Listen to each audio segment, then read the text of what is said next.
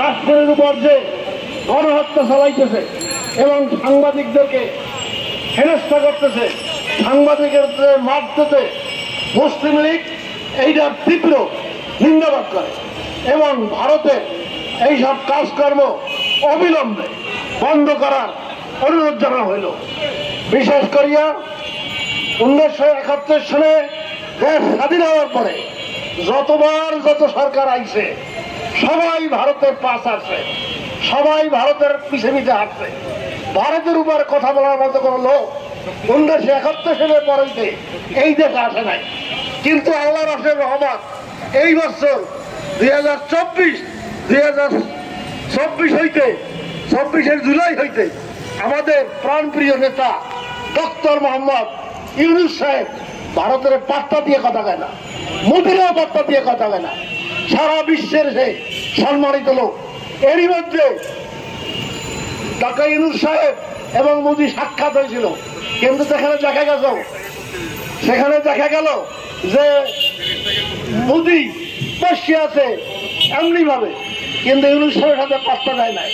তাই আমি ইউনূস সাহেবের দীর্ঘজীব কামনা, ইউনূস সাহেব যাতে সংস্কার শেষ না হওয়া পর্যন্ত এই দেশে থাকতে পারে এই জন্য সবার দোয়া চাই এবং সহযোগিতা চাই।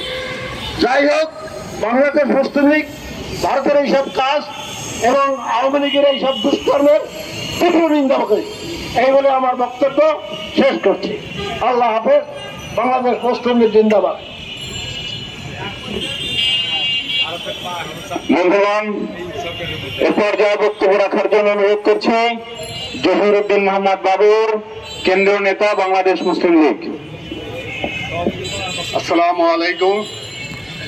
কোরআনে একটা আয়াত আছে, তোমরা ইহুদি এবং নাসারাদেরকে বন্ধু হিসেবে গ্রহণ করো না।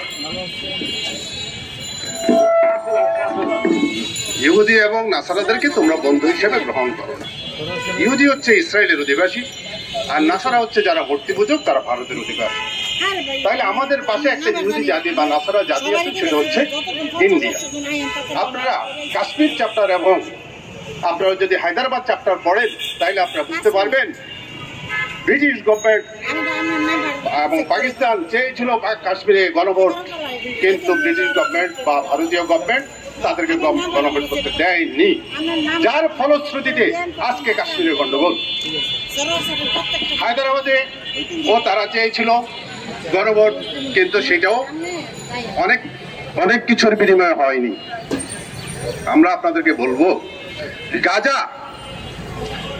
ফিলিস্তিনিদের ভূমি ইসরায়েলের দখল করে নিয়েছে, কাশ্মীর মুসলমানদের ভূমি ভারতীয় তথা নাসারা তথা মুশরিকরা দখল করে আছে। এই মুহূর্তে আমাদেরকে শুধু প্রতিবাদ মানববন্ধনের মধ্যে সীমাবদ্ধ থাকলে হবে না, আমাদেরকে জিহাদ, মুসলমানদের জন্য জিহাদ ফরজ, আমাদের জন্য জিহাদ এর জন্য উদ্বুদ্ধ করতে হবে আমাদের জনগণকে, আমাদের মুসলমানদেরকে, এবং জিহাদের জন্য প্রস্তুত হতে হবে আমরা আমাদের মুসলিম জাতিকে, মুসলিম ভাইদেরকে বিধর্মীদের হাত থেকে উদ্ধার করতে হবে। এই বলে আমি আমার বক্তব্য শেষ করছি। আসসালামু আলাইকুম।